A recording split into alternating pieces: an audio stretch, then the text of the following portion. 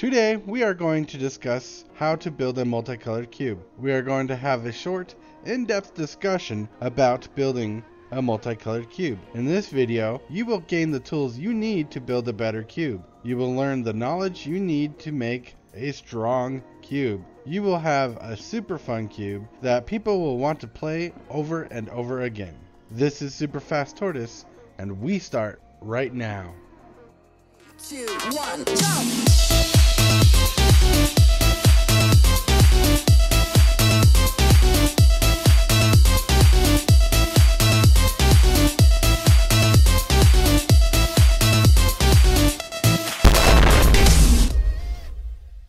Let's start talking about the monocolored portion of your cube. Monocolor, single-colored cards in the cube has its own purpose as the solid base of these four components. 1. Setup of basic themes. 2. Putting in synergies that support itself and defines what the individual color is strongest at. 3. Act as the backbone for its color supports like mana ramp, fixing, drawing, and or removal. And 4. Focusing heavily on one or two themes and synergies for its own color identity. It's important to hone in on your monocolored themes and synergies so you can build up your other color combinations and see how they will work with their monocolored counterparts. For example, MARDU consists of red, black, and white colors. A person can build its monocolor strategy focused on one of the main 3 single-colored selections, so you could have an enchantment-heavy MARDU deck with white, or a RE-ANIMATOR-heavy MARDU deck with black, or a hasty creatures MARDU deck with red. Players need to make these color pie decisions while drafting. It is your job as a cube builder to implement clear and easy strategies, synergies, and themes. It is the drafter's job to put together and gather cards for their deck with their personal playstyle and knowledge of the information given to them through drafting packs from the cube. So try to stay away from putting in jank cards to throw people off. It's bad for your cube, bad for drafting, and you only want to use cards that fit a theme, synergy, or win condition for its color. No, stay away from draft chaff. And that leads us into our multicolored portion of the video.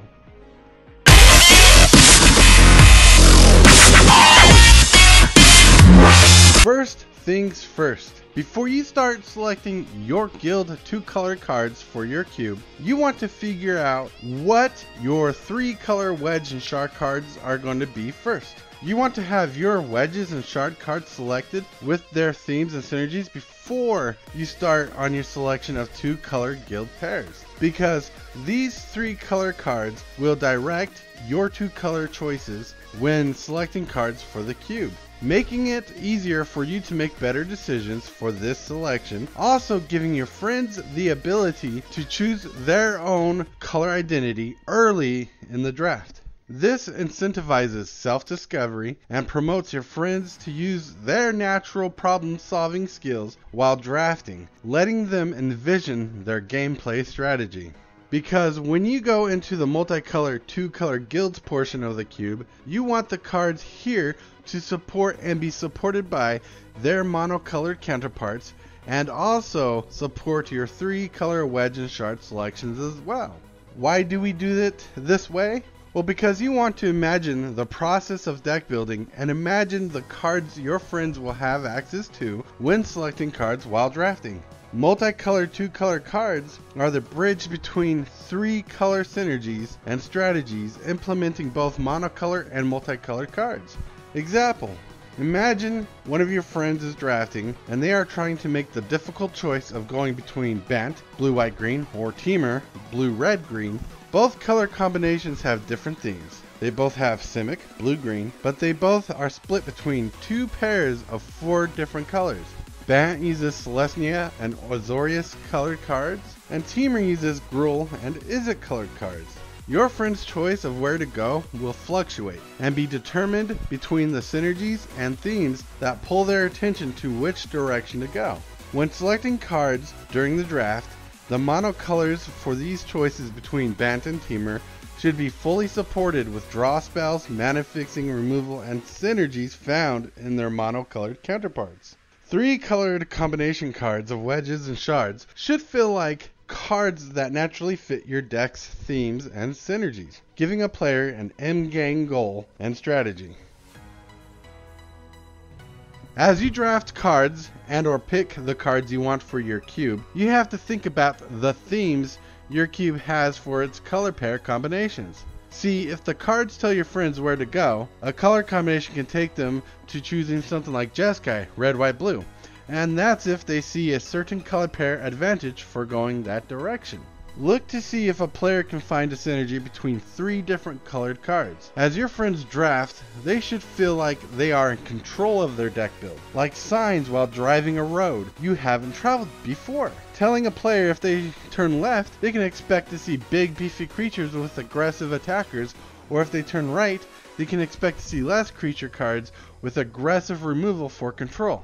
This concept incentivizes strategy by design and rewards players for wanting to stay true to a guild, wedge, or shard. Every card in the cube should signal the themes and strategies that its color or combinations of colors are geared for. In other words, slam hard on synergy and themes. If white is about enchantments, make almost every card an enchantment or a bonus from playing an enchantment.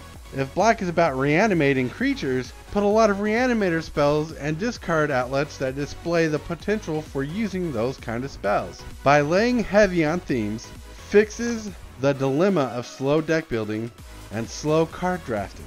This pushes for clear and easy deck building creativity and self-discovery, thusly creating a fresh pool of endless possibilities for deck building. If you are new at cube construction, you will be mesmerized by what decks and combos your players, your friends, can create from your cube. And this all leads us to the colorless cards of the cube.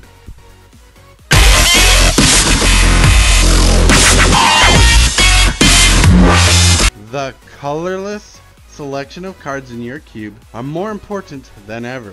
It consists of both non-basic lands and spells. It smooths out the gameplay process and makes drafting less complicated and easier for newer players, and helps established players focus on deck synergy.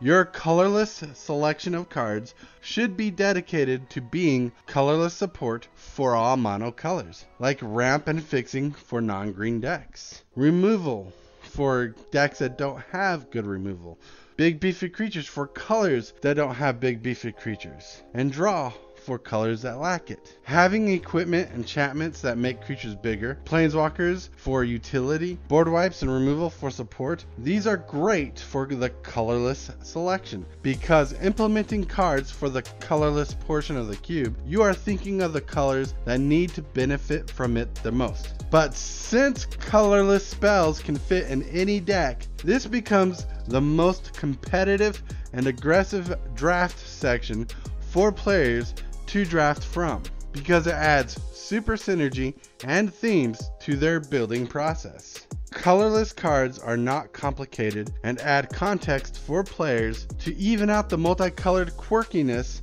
of mana fixing. This is important to note because you want to take into consideration people will cube more often if they feel that draft support is in the cube.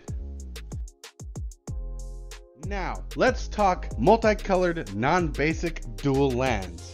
Non-basic dual lands are important, and you want the amount of these lands to be evenly distributed for consistent deck building in your cube. For example, in my cube, I have 7 individual duo 2 colored producing lands for each guild in my 720 card large cube.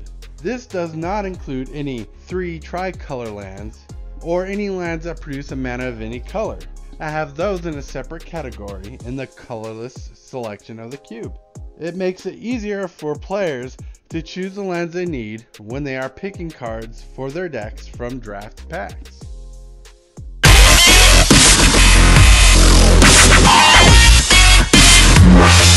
Now let's break down the cube. My cube has 720 cards in it. I have each monocolored section in blocks of 63 cards. For example, my white cards have 63 individual cards in it, and the same is true for all the other colors. My guild 2-color cards have 19 individual cards for each guild, and this is the same for all 10 guilds. And the same goes for my shard and wedge cards. I have 7 individual cards for each shard and wedge. My colorless selection has 145 colorless cards. For example, I have 55 colorless spells and 90 non-basic lands. And this works perfect for my cube. Now, how you build your cube is up to you. My strongest advice is to treat each monocolored section as its own core set of cards. So mono green should function like a themed set for its color. Imagine building a 63 card set with basic lands not included. It should have its own mana ramp, draw, removal, and creatures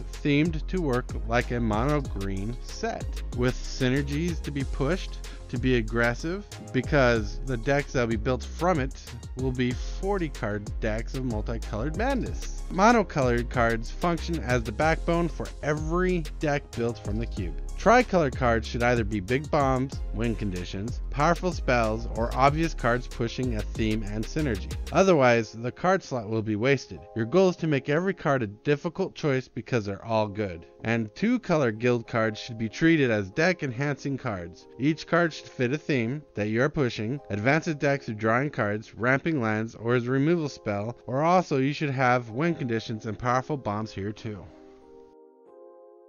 And that is our short, in-depth discussion about building a multicolored cube. You can take the same advice for smaller cubes using smaller numbers. I hope today's video inspires confidence and encourages you to build your own cube.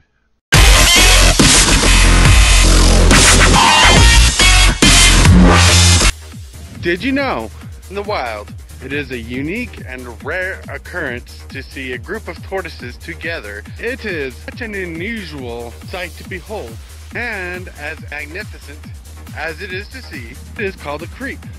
Well, my peeps, subscribe to my channel, hit that bell notification, and let's start our own YouTube creep.